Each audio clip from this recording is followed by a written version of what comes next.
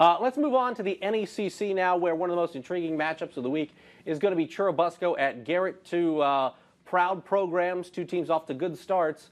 What do you see as being the key as the Railroaders host the Busco Eagles? This will be fun. It was fun last year at Churubusco. It was a close game, and I expect more of the same on Friday night in Garrett. It should be fun up there.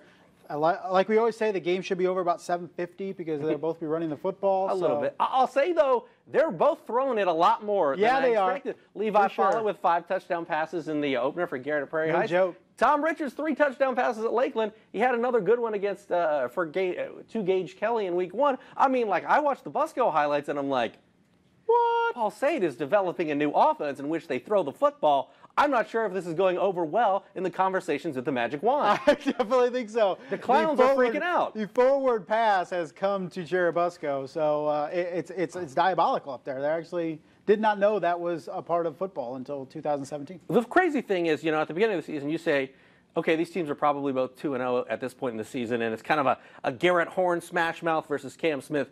Cam Smith didn't play in the first game for Garrett, although had a great second game, and then Garrett Horn is obviously out for some time at Churubusco. But Churubusco seems to have found some pieces, almost better that they have had a week to prepare without Garrett Horn going into the Garrett game that were he to be lost last week in the game. Yeah, definitely. They've been able to work some other guys in there. Is a linker that came in there too? I have it written down.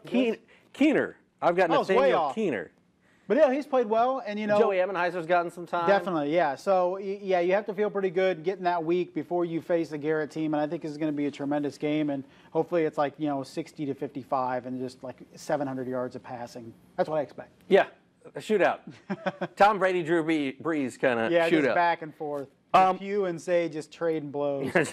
just a chess match out there in air attack. Jimtown at Angola, a non-conference game, but given the history of Jimtown, I think a good test for Angola this week. Yeah, and they're riding high after the win, obviously, over Leo. And Jimtown, I don't think, is what they have been in recent years. And this is a very winnable game for Angola. When we talk about challengers to Garrett in the big school division of the NECC, Angola's right there, winning 7 games a year ago and just looking just as strong this year. So I think a tremendous test for Jimtown. They have a ways until they play Garrett. I think it's week 8, week 9, something like that. So they have a while before they have to face the Railroaders. But it was great. The sideline after that win on Friday was just tremendous for Angola. They've just getting their butts handed to them year after year from Leo.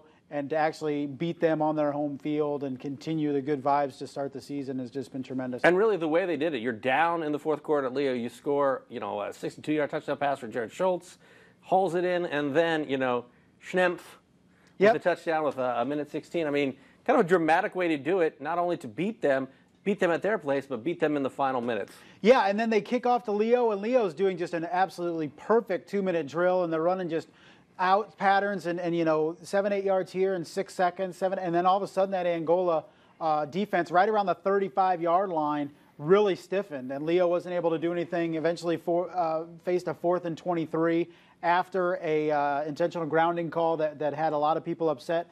Mr. Rod Hissong chimed in on Twitter to say there is no pocket in high school football, so you never escape the pocket.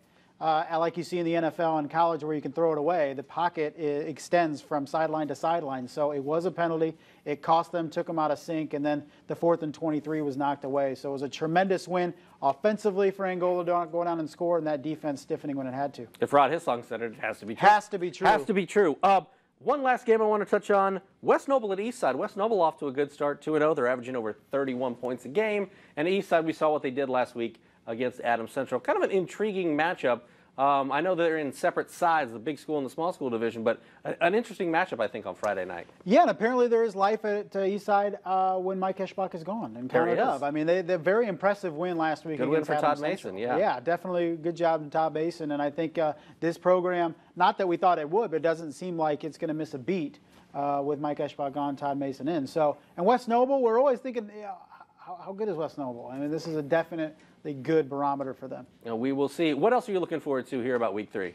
I'm just really interested in that Lelures Homestead game. I really think that 2 through 4, we're trying to figure out the Dwenger Lures Homestead hierarchy behind Snyder, and I think we'll see a little bit more of that on Friday.